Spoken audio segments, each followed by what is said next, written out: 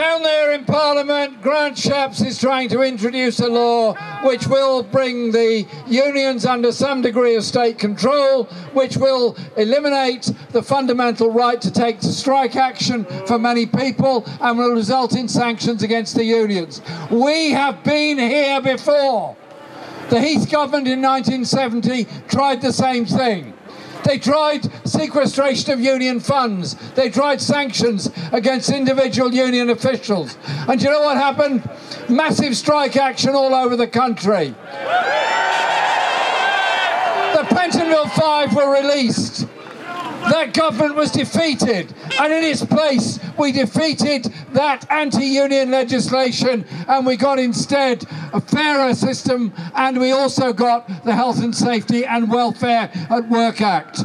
Taking strike action is always difficult. There's always hardship. There's always problems involved. But at the end of the day, it's our strength and our unity that brings about a win. And there's been heroic strikes. You think of James Connolly and Larkin leading the strikes in Dublin before the First World War. You go forward to the bitterness of the general strike and many others. But fundamentally, when you take strike action, yes, it is about wages. Yes, it is about conditions. Yes, it is about 12 years of austerity and falling living standards, and we're working class communities getting poorer and poorer. It's also about food banks. It's also about stressed out children in school not being fed properly, overstressed teachers finding it difficult to teach them. Do you know what? It's quite hard to learn if you're hungry. It's quite difficult to teach if you're overstressed. It's quite difficult to run a ward if you haven't got enough staff on it and you're a nurse that's under unbelievable levels of stress. And when the employers, as they always do, ask for what they call reforms of working practices, what are they on about? Driver-only trains. What are they on about? Postal workers owning a van and delivering as if they were doing it with Amazon. What are they doing in the health service other than privatising, contracting out and undermining the very principles of our health service? And so our dispute and our strike action today is yes against that legislation, but it's also in support of all those that are taking strike action. But it's also for the kind of world and kind of society we want to live in.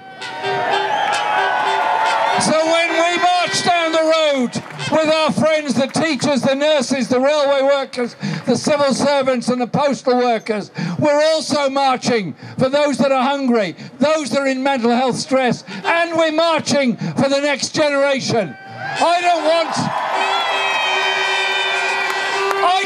our young people brought up stressed from school, in debt from college, and underfunded that they can't properly pay rent in the private rented sector.